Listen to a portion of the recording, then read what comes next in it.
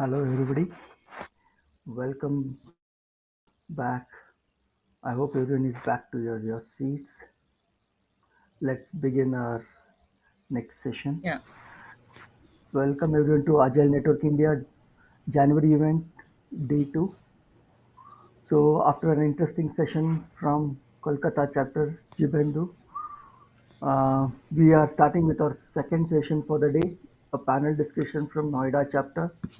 The topic is massive digitization. Is it a threat to the future employment? Before starting our session, let me thank our founding sponsor, Innovation Roots. Innovation Roots is a leading consulting and training service provider helping organizations to achieve business agility and beyond. It is one of the leaders and pioneers of niche publishing services and well known for content collaboration with global thought leaders, authors, and creators. For more information, visit our website www.innovationroots.com. So, do's and don'ts, as mentioned, join the event 5 minutes before the start time. Use high quality speakers and headphones for better sound quality. Keep your microphones muted and video disabled as this may cause disturbance and bandwidth issue. Questions will be taken via chat box. Request you to enter the questions in the chat box. At the end of the session, the facilitator or moderator will help and read out the questions to the speakers as per the time availability. Also, please fill the feedback form after the event, which will help us to understand more about the event management as well as some new topics which you are interested and which you would like to take it in future events. We appreciate your cooperation. With this, I would like to welcome Roma, who is a AVP at Genpact. She is going to moderate this session. Over to you, Roma. Roma, can you please introduce yourself, please? Yeah, thank you, Prashant. Can you hear me? I can hear you. Thank you. Okay, thank you. Thanks, Prashant. Welcome, everyone. I want to thank Agile Network India for giving us the platform to share our views.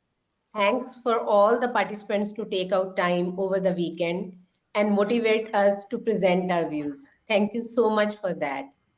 As so today's topic of discussion, panel discussion would be massive digitalization.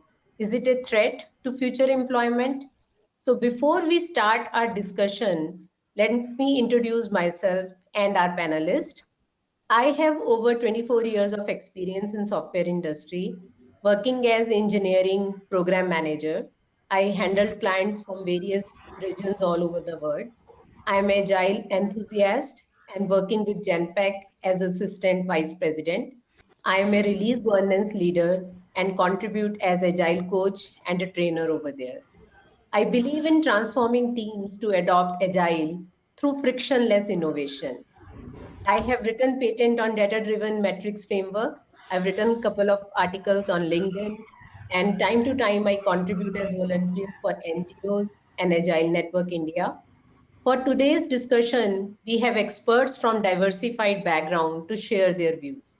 So please join me to welcome our panelists. So request all panelists to introduce themselves briefly. Over to you, Devyani. thank you, Roma. Hope I'm audible. Yes. Okay.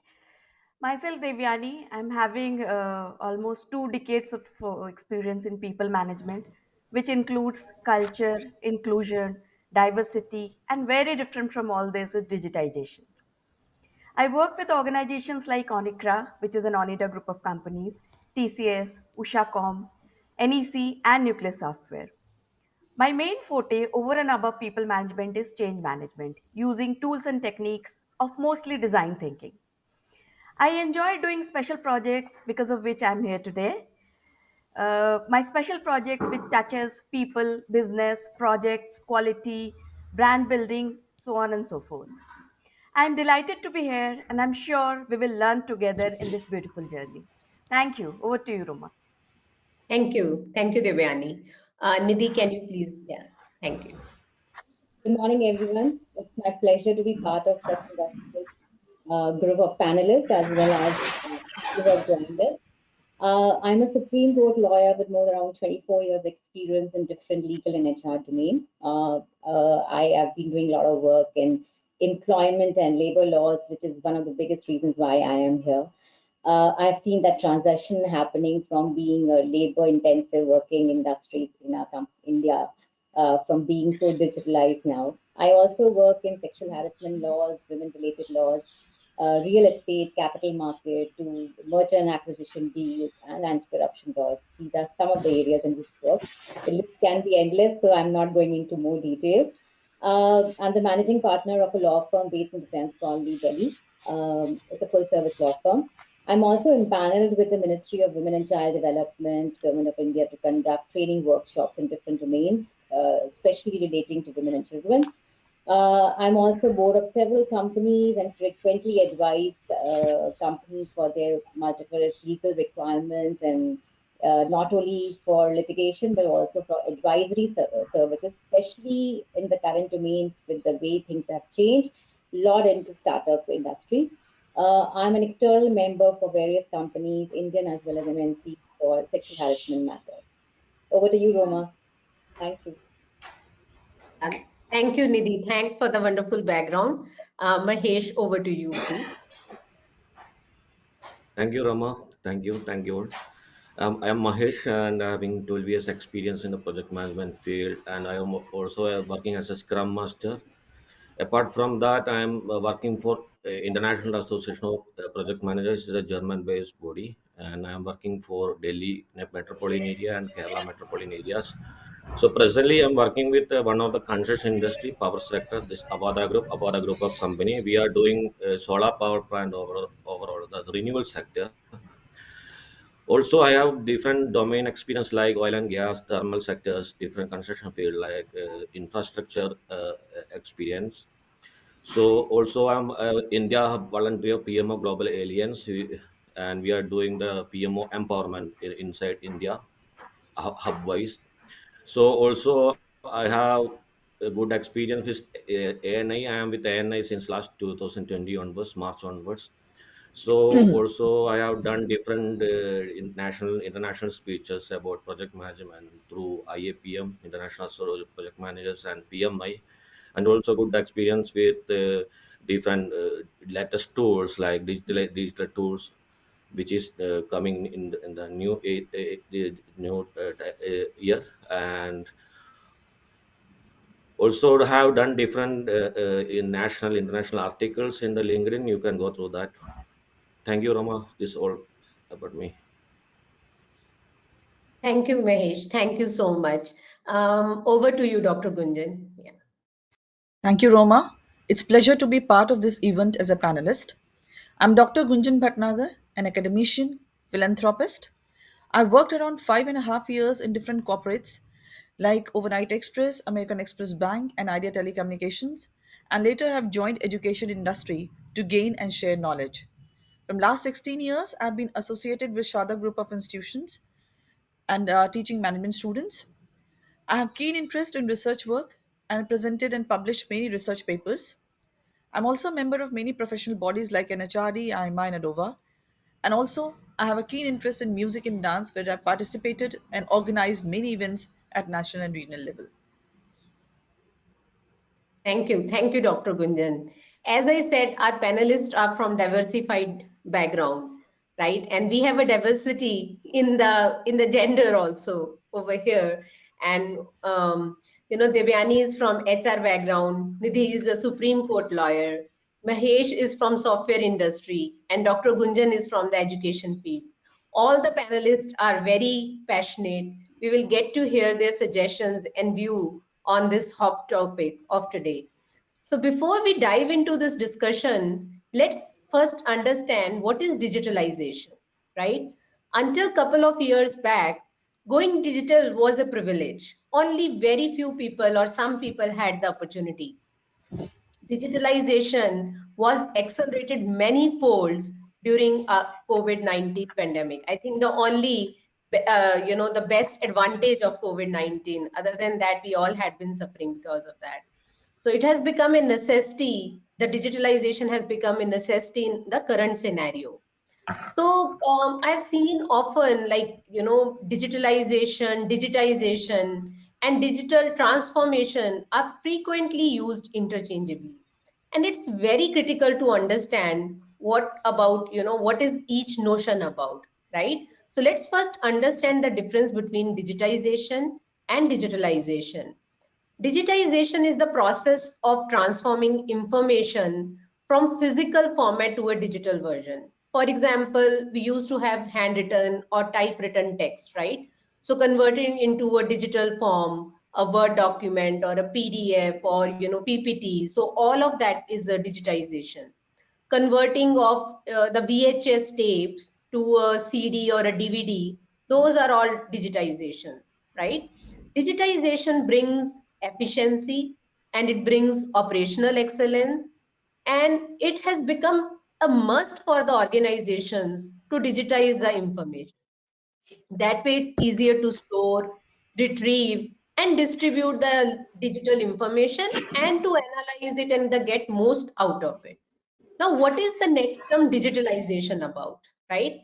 It is the use of the digital technology to improve the revenue and the value added prospects. It's a process of moving to a digital business, right? And what are the examples of digitalization? For example, we are all meeting here, on the video conference rather than a physical meetup. It's a digitalization, right? Using ATMs to deposit our checks. We do WhatsApp chatting, messaging, that's all digitalizations, right? In a nutshell, digitalization relates to information, whereas digitalization relates to processes. Sorry, digitization relates to information and digitalization relates to processes. So digitalization is utilizing technology to enhance the corporate processes. So now, next term, what is digital transformation? Digital transformation is much wider term, right? It is much wider used for the digital technologies. It's a shift in the culture, in the mindset. People are more important than technology when it comes to digital transformation. It's a digital change, right? So digitalization is inevitable. Better to understand its positive social impact and embrace it. In the next few years, new jobs will emerge with new skill set, talent, and will shift all of us in the new era of the revolution and digitalization, right? That's inevitable. And this pandemic has accelerated automation to an extent that it has led to a fear in some of us that digitalization will take their jobs, right? So this is the topic which we want to discuss today. And is it a threat? Digitalization, is it a threat to our jobs? So let's ask our experts their point of view. So first, I'm going to go to Devyani, to you. I wanted to understand for all of us how digitalization is going to impact the industry. What's your suggestion or thoughts around it? Thank you, Roma. It's a very interesting question. So, if you ask me honestly, I don't know how good, bad, or ugly digitalization is or digitization is. But at the same time, it is I'm very, very sure that it is need of the hour. So we can't avoid it, even if we say that it is whichever way it is good, bad, and ugly. So, more flexibility, greater productivity, and development of new business models are possible in the era of digitization as well as digitalization. Future of industry offers even more potential, cutting edge technologies which will create new opportunities for discrete and process industry to fulfill definitely the customer needs. In one of the articles where the International Data Corporation, which is IDC, it says that by 2024, we will have 30% lower employee turnover because of digitization. We will have 30% higher workflow productivity because of digitization. And at the same time, there will be a 30% greater revenue earned per person because of the same topic. Now, what do we call about what do we understand that how it is going to impact us in the long run or in a bigger way. Machine learning, we all know that it advances the quality control. Self-aware machines, which makes maintenance more predictive. Digitization builds a circular economy, and the World Economic Forum says that the only way to bring about climate neutrality is to create a globally circular economy. It also says that the effective productivity supports growth and creates more equality and distribution and opportunity of resources as well as the available resources which we have right now. These all are a positive aspect of digitization, but at the same time, we all know that it is increasing the risk of cyber threat, data threat, and so on and so forth. If we talk about the society, how it is going to impact the society in a greater way or in a smaller way. Employability and skill. We all know that there are employments which are going to probably vanish in the days to come.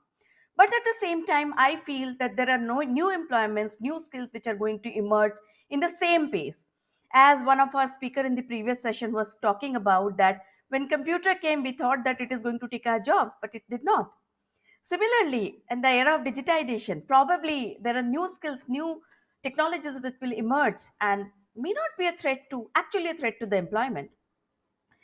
Data privacy, data security is definitely going to be it is going to be a social threat in all of us. One of the most important aspect which I would like to touch upon is the environmental sustainability. 1% increase in the global GDP, the CO2 emissions increase by 0.5%, and the resource intensity increases by 0.4%. Current business practices will contribute to a global gap of millions tons of supply and demand of the natural resources by 2030. This is, I feel, something more to worry about. And I feel that we will all work together. And this will also generate greater employability in terms of digitization. This is Yeah. what my views are, Roma. And over Yeah, to you. thank you. Thank you for, explaining us. Yeah, you have summarized it so well. This digitalization is not only about the digitization or anything. It is about, emissions, environment, social impact. So, cyber threat. It is about lot of things which we need to think about. So let's hear like what Nidhi has to say about it, Nidhi. Yeah. Thank you, Roma. So just to extend to what Devyani was saying, I would like to talk about disruption, which is very crucial here right now. So what we have seen in last 2, 3 years because of COVID. So COVID has brought a lot of disruption in our lives. There has been a lot of changes in our thinking and functioning. So as far as because we're talking about employer and employees and the way we are going to move further, I think the fourth line of disruption has brought about a digitalization, but it has brought in opportunities for experiment by employers as well as employees. Mhm. It definitely has made a drastic step on the low skilled or low, skilled workers, less experienced workers and employees, while gig workers have definitely are now much in demand. Uh, at the same time, what I have seen is that a newly emerging startup has also played a significant role in massive digitalization in India. These startups aim at achieving a goal with less cost and through easier digital ways. So we should not, at the same time, see digitization in a negative prism, which Roma, you and Divyani also said. In fact, technologies have a potential to create large-scale jobs in the rural sector, and that's something we definitely need to focus on. There is so much of unemployment in the rural areas. So these technologies have actually potential to create jobs in the rural sector. And for any kind of jobs, people used to come to urban areas. So the concentration of people are more in the rural areas where people leave their families and comfort behind just to get a job in all these urban areas. Now, the challenge we have to see is to make it more effective and use this immense opportunity and advantage of offering new technology. While at the same time, we have to also see what kind of standard we are keeping as an employer to protect our employees for the future. Now, there is a concept, I don't know whether all of you know about it, it's called Luddite fallacy, which it is an interesting understanding and concept. It's just a simple observation that a new technology does not lead to overall unemployment in the economy. The new technology only does not destroy jobs, it only changes the composition of jobs. So that is what we need to understand, that the composition of jobs will change, but does not mean that people are going to lose a job. And definitely, I think this digitalization has been the biggest help in uh, going to the tier two and tier three towns to get more employment to opportunities to the individuals there. And in fact, companies are also preferring that. Thank you. Yeah. We can go ahead. Yeah. Yeah, yeah. Thank you, Nidhi. Thank you for touching upon, it's, one way we are thinking it's a threat to our employment, and you have brought a very important concept. People now can work in the remote areas, right? So it is bringing employment to the rural sector rather than being a threat. It's actually becoming an advantage all over the India because we have very few urban areas. It's mostly about, how we can, give employments to the rural people, and let them stay in their own native places rather than moving to the urban areas. So that's a very good which you have brought up. So thank you so much, Nidhi. Thank you for giving us the view on that. And Mahesh, I want to go next to you. What initiatives or best practices would you suggest to individuals to minimize the impact on their employment, right? So what skills or talent shift is required by the individuals? Thank you, Rama. So first of all, I'm talking about the digitalization, one of the leading topics the entire world is now discussing, whether the machines will replace the human efforts or not. So I would say we always need to think two sides, the positive side and negative side. If we are taking a coin, there is a two side. So through digitalization, digital transformation, we there are three cases. One, there will be a lot of opportunity, employment will create there, and underemployment and the non-employment situation. But if we are looking at a particular industry or any leading technology, we need to think where is our knowledge gap is there. So there, in 2018, the PMI, the Project Management Institute of USA, done a good detailed survey. What is our future? What is the industry future? Where we are going to? So by end of what they are saying, by end of 2030, we are getting the more opportunity. That is because of the digitalization, digital transformation. Like Nidhi said, the rural opportunity.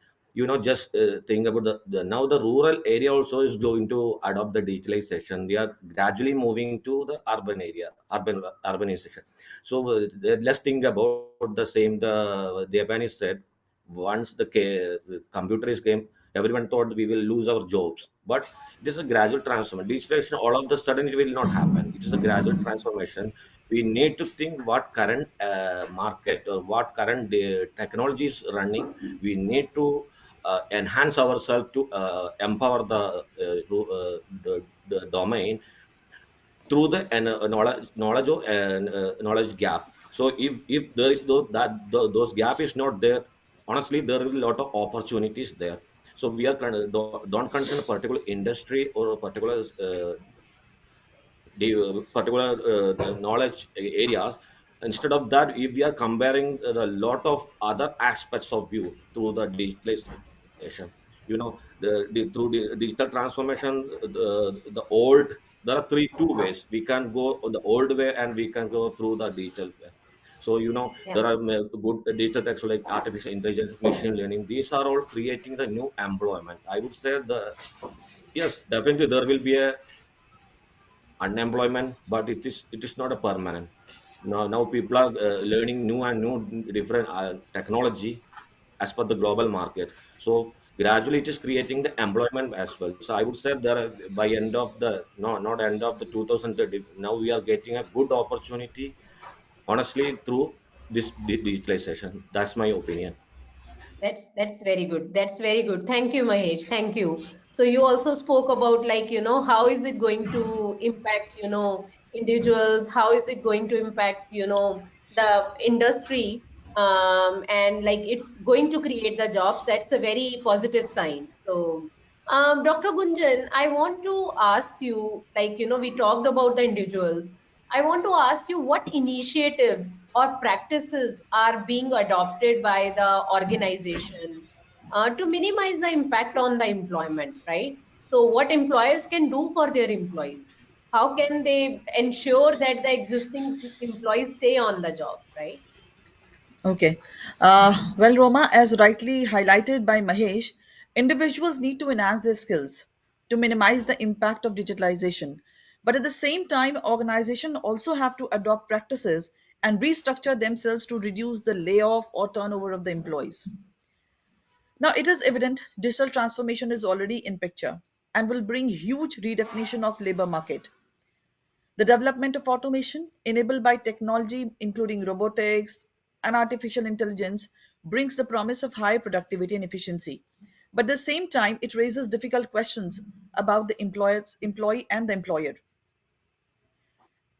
As rightly said by Divyani, history demonstrates from time to time the job evolves, the paradigm shift takes place. And if we refer to 90s, when computers was introduced, there was a huge resistance from the employees. But later on, training sessions were taken place and the work was allocated to the employees as per their capabilities. So now we have touched another level where there is integration of digital technology in every sphere. What I suggest is that organizations should not run in the rat race to adopt the digital transformation as every other organization is doing. But first, they should do internal scanning to assess their worth and find out the need of required change. Then they should create a technology framework to funnel the services which are actually required and which are actionable as well. See, it is easy to terminate the employees, but what I suggest is provide your team with the right tool tailored to the change.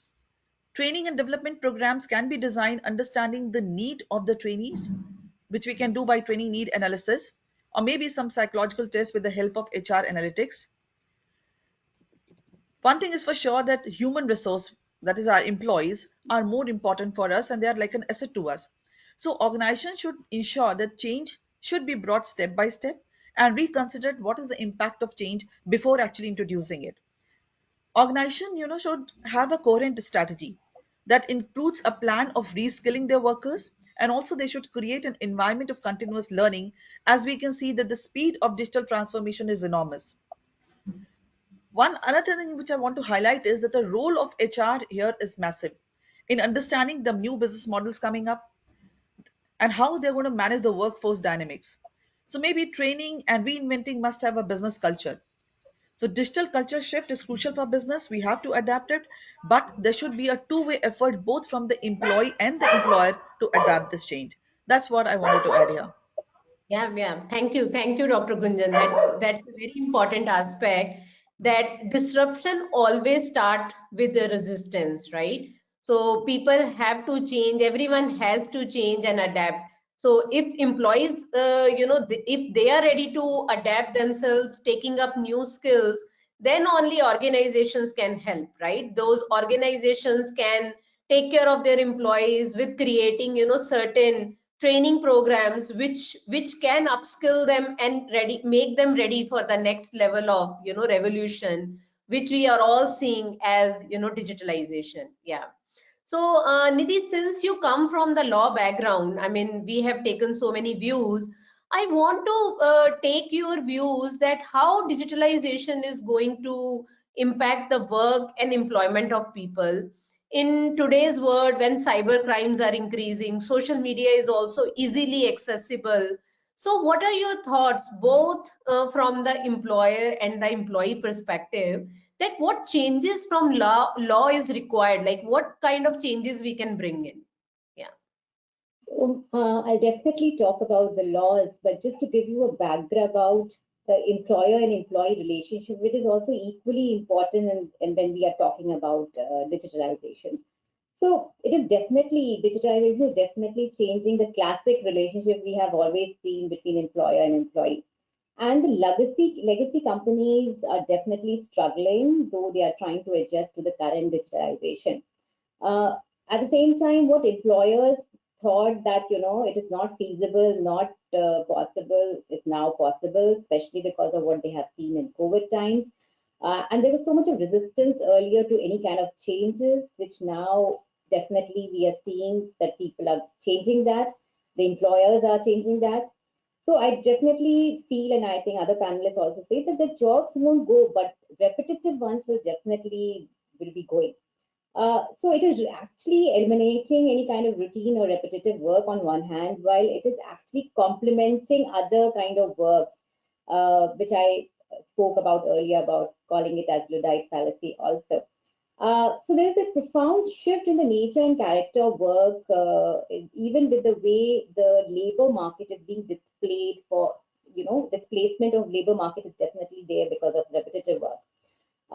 It will also affect the worker participation and their rights in the organization. The main standing orders and standing principles will definitely change. Variation is going to be there in the manufacturing sector, but uh, we will also see how labor laws can perform its protective function. At the same time, we will see that the business models will change in organization, and there will be a lot of online apps or softwares, which are very typical in the any kind of technology companies. One critical issue which we'll have to consider and address is to understand and identify what is going to be effect on the artificial intelligence on the existing market and the existing workers, and how the bargaining power balance between management and workforce will happen. So obviously, artificial intelligence will continue to drive these massive innovations, but at the same time, they will also, have a potential to create many new sectors for growth. So there will definitely we'll see a potential to create many new employment opportunities in the coming years, and the current companies will restructure their own models and technology. At the same time, we'll see how the employees are working according to them.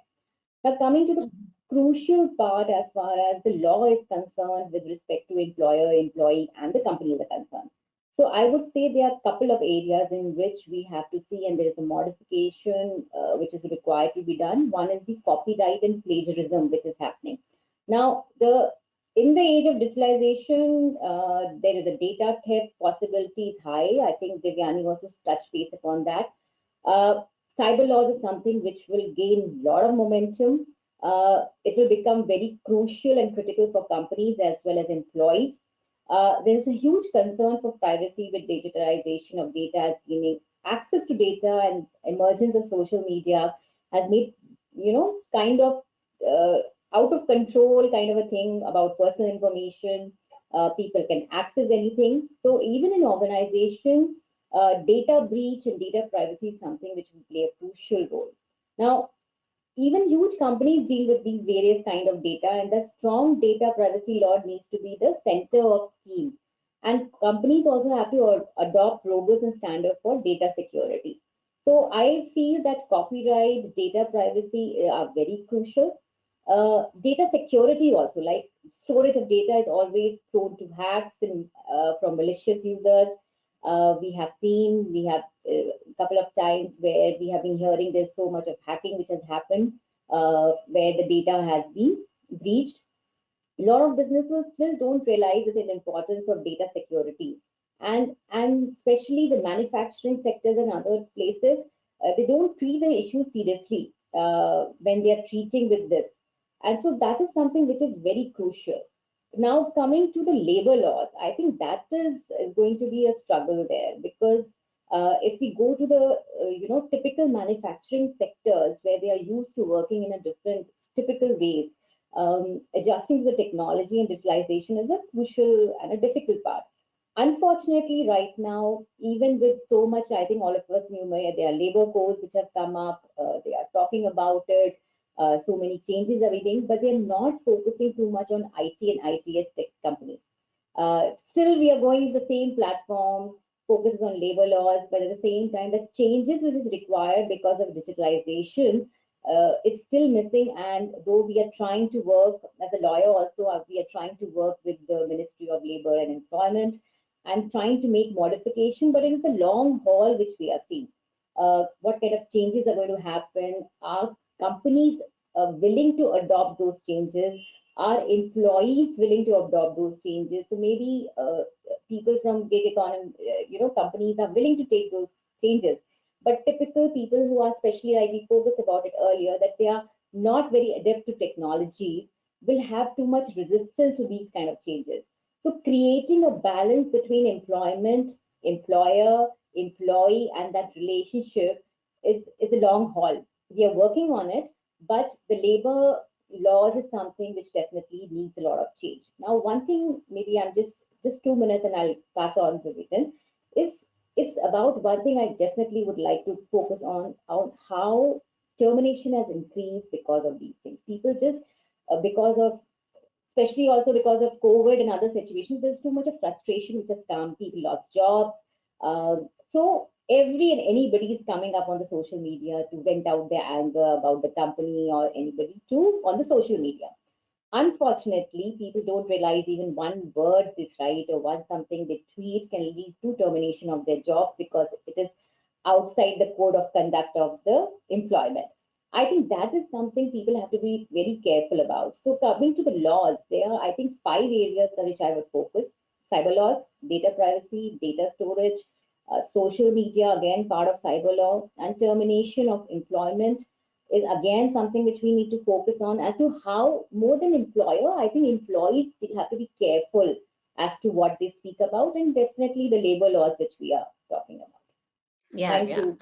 Thank you, Nidhi. This is, really helpful because this is a totally different perspective which you have brought up. I mean, we have seen in the last 2 years all of these issues of, social impact, people writing on the social media and expressing their views, but they forget that they are associated with certain kind of employment. They carry that, they have to fulfill that responsibility from the organization, because if they are speaking, it's, considered that they are speaking from the organization behalf.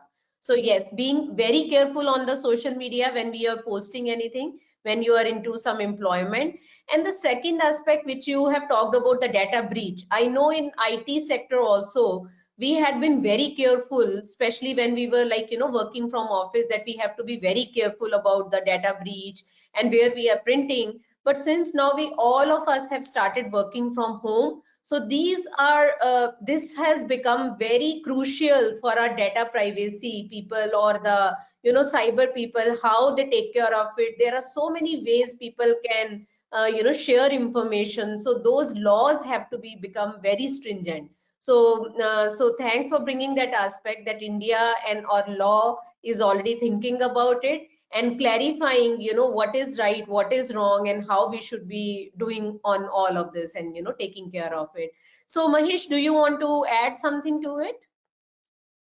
Yes, yes, I would like to add something, and as already said, the employer and employee relation. So the mass, the digitalization evolving around us, that's a fact. But the massive termination is not a, solution for that. So there should be a employer and employee relation. If the employer has to assess the gap, if there is any gap, they want a good training. They need to conduct a training, and like Gunjan said, Dr. Gunjan said, the company and HR just come out with a new business model instead of old, and HR policy has to be revised as per the latest technology instead of the old one. So the employee-employee relationship, the most important vital thing on this age. And the other also, the one thing I would say, if you are considering the manpower, there are three categories of employees in our in their industry, like skilled, semi-skilled, and unskilled. So we need to consider these three categories going through the transformation instead of the termination. Also, the Nidhi said the data protection is also one of the important thing. We need to ensure which type of data and whether it is in a safe area or not. As per that, the legal procedure, and the company has to adhere all the compliance, the statutory compliance and the legal compliance should be on proper time. These are the good lesson what we can do for the next years, the Sure, next sure. that's Yeah. Thank you, Mesh. Thank you so much for sharing your views. Dr. Gunjan, since you come from the, education background from for all of us, and do you want to touch upon the future of the workforce? What changes are required in the curriculum or the graduate freshers when they join the organization? I mean, what do you suggest about around it? Uh, Roma, in my college, I was taking care of training and placement department as well, and I've seen that now the company's demands are entirely different, right? See, future is now for the companies who set themselves apart, and most of the companies are adopting digital transformation. So they need the students or the new employees who are well versed with the new technology. See, 93% of the companies, as per the global survey, think that digital transformation is now a key goal. And it is expected that by 2025, employees will divide the work between humans and machines. So the roles that employees have to play will be entirely different. The roles that leverage human technical skill will rise in demand, and machines will be primarily focused on information and data processing. So, analytical thinking, creativity, and flexibility will be the among top skills which will be needed over the next 5 years. Jobs like data analyst, artificial intelligence people, content creation, cloud computing will be the top emerging professions. So, be it any field, let's talk about health sector or the financial services or the manufacturing sector and even human psychology. Studies says that in every sector, student candidates would have to gain the knowledge of technology. Whatever is the domain, they have to go with the latest technology as the technology is going to be integrated in every field. Yes, Roma. Yeah, thank you, Dr. Gunjan. Thank you for highlighting that. Devyani, since you are from the HR background, do you want to add something to it from the employers? Yeah, you are on mute. I mean, just thank you Yes, so Roma. much. So I feel that the future of workforce, I feel it can be categorized in three categories. One is which is that people who will lost the race with machine. So those will disappear. For example, clerks, administrators, then truck drivers, delivery boys, so on and so forth. So, which we can see very well in today's scenario that many of it is already getting disappeared from our day-to-day life. Second will be the category which will run with the machines. So, kind of works which are in collaboration with machine and algorithm, right? Professions like doctors, surgeons.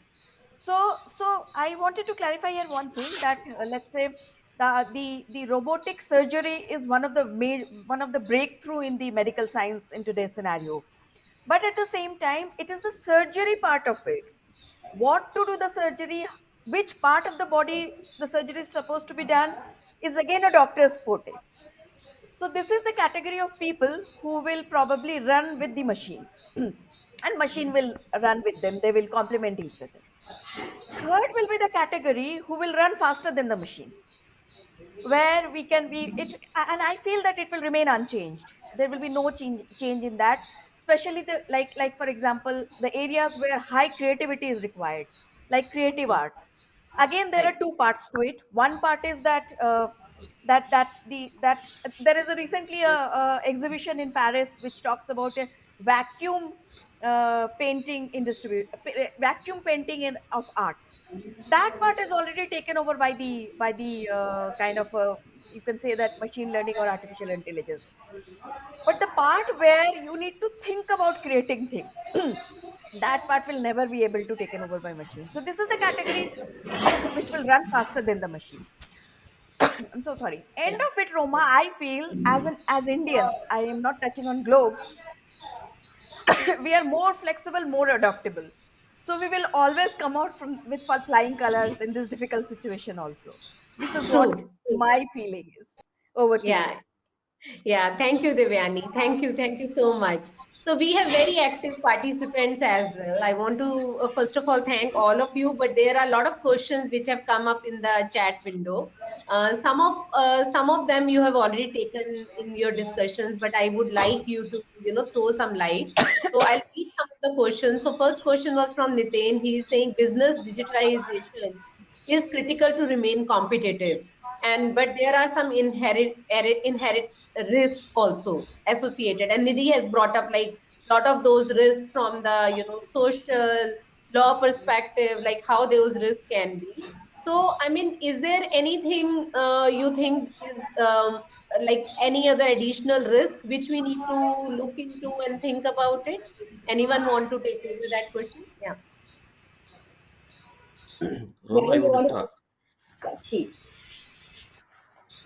So we know that instead of risk, we cannot move anything because we are implementing digitalization, yes, definitely there is a risk, but the risk assessment and risk mitigation, that is the one of the important thing what we have to do for before adoption. So I would like to add these things. If we are going with digitalization, we need to think about the positive and negative sides. That's enough.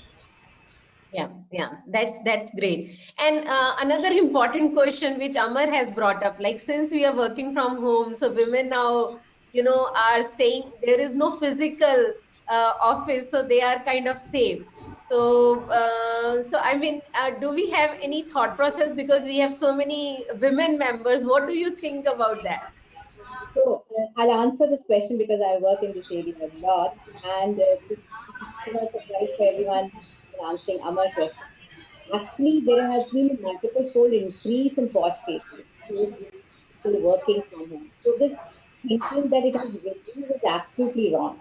The only way what things have changed is the kind of sexual harassment cases which have come up. Like I told Right. you in my previous question, answer that social media is something which has really bloomed up. But stalking has increased online a lot. Now there has been a gray area. There is no clear demarcation between workplace and home. So people are actually overstepping their boundaries without even realizing that what they are doing is not right. Uh, Now there is so much group chats which come up. People unnecessarily write something on the chat, talking to people at different time. There's no timeline. If you were out of the office at 7, now people are having that calls at 7 in the night also, wearing all kind of clothes that the other person is uncomfortable about. So actually, there is a change. The only thing which has happened is there is a change in the way the incidences are going up. It is not that the wash cases have reduced. In fact, they have increased multiple folds, and the complexity has actually increased. Even for investigation purposes, we find it very difficult because earlier it was much easier to sit together and work.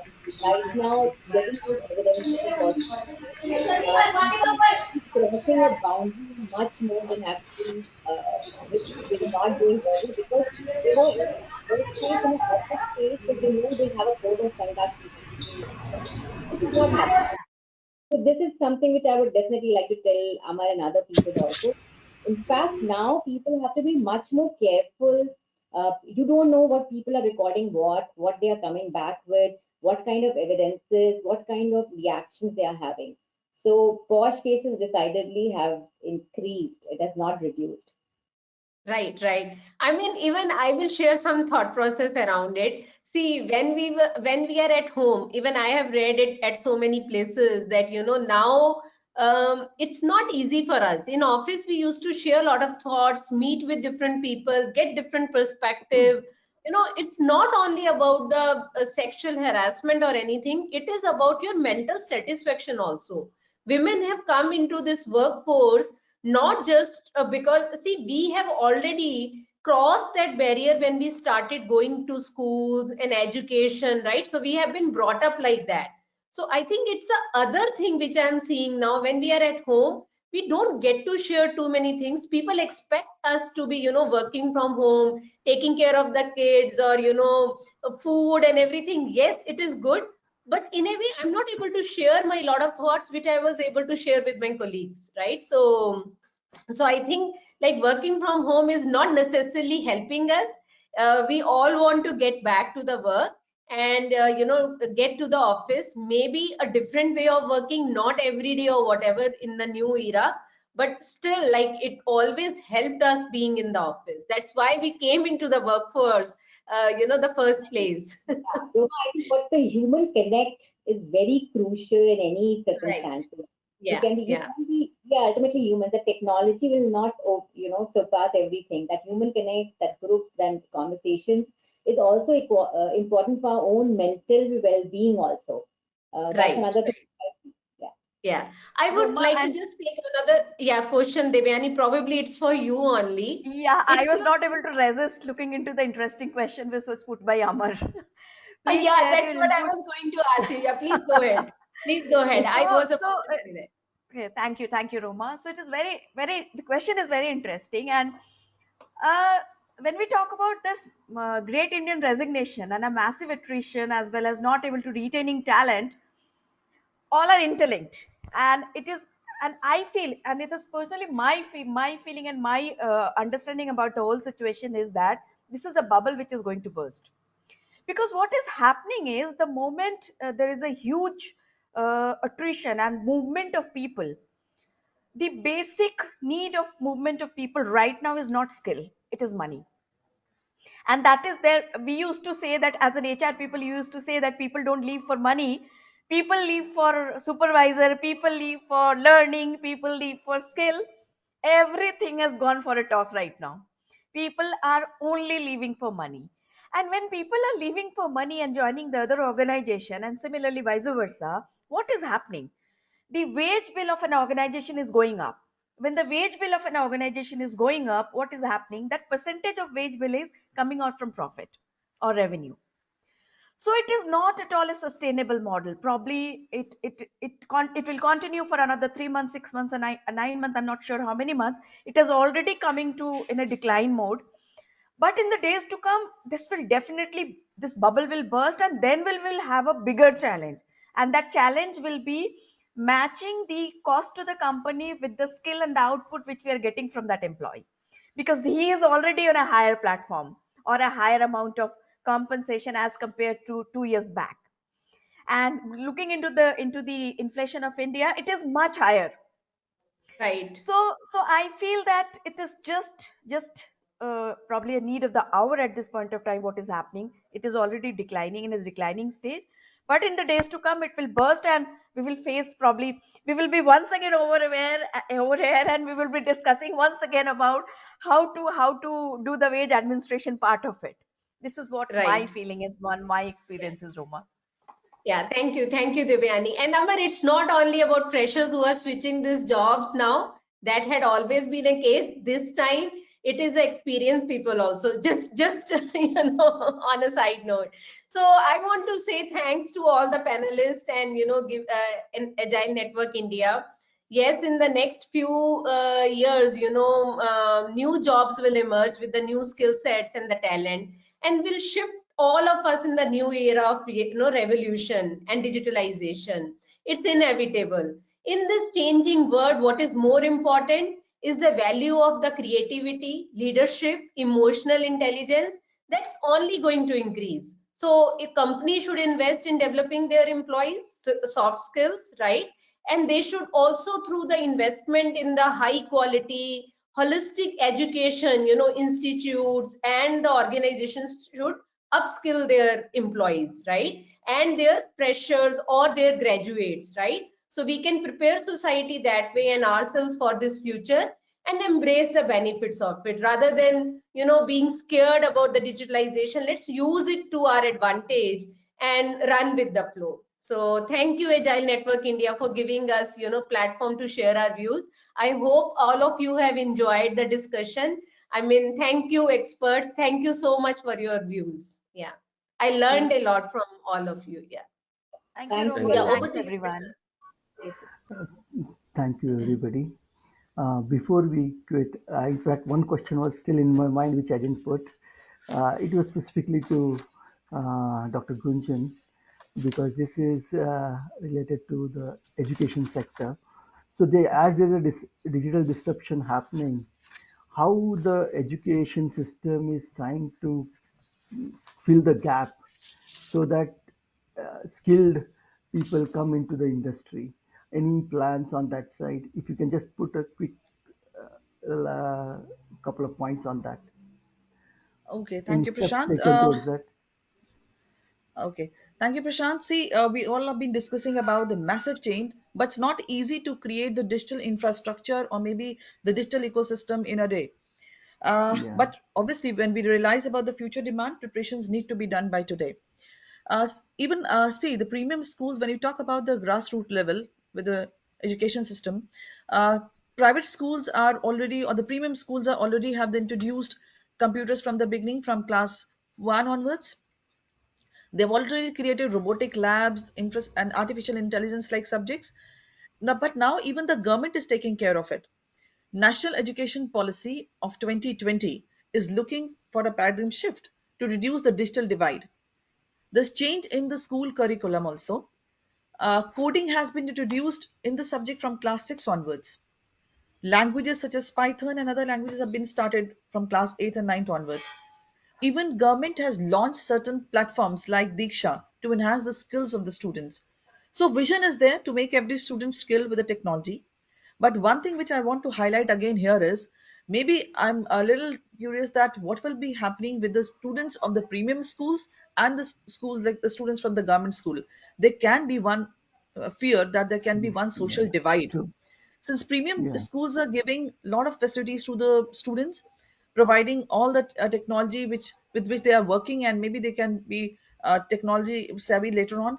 But the government students from the government schools are not getting so much of benefit. The government is trying its true. level best, talking about digital India, and have started taking care, but not easy to create the infrastructure in a day. Very true. So maybe Very one fear I have is a social divide in the future. We have to take care for that. Yeah, thanks a lot. very That was important. really Very thanks, Prashant, for asking that. Yeah. thank you very much. In fact, this Yeah. is such a interesting and a huge topic, and 50 minutes is very less for that. I Yes, would true. I would like to thanks everyone for active participation, or Roma for facilitating wonderfully, and all the panelists, and also the participants with to participating so actively and asking questions.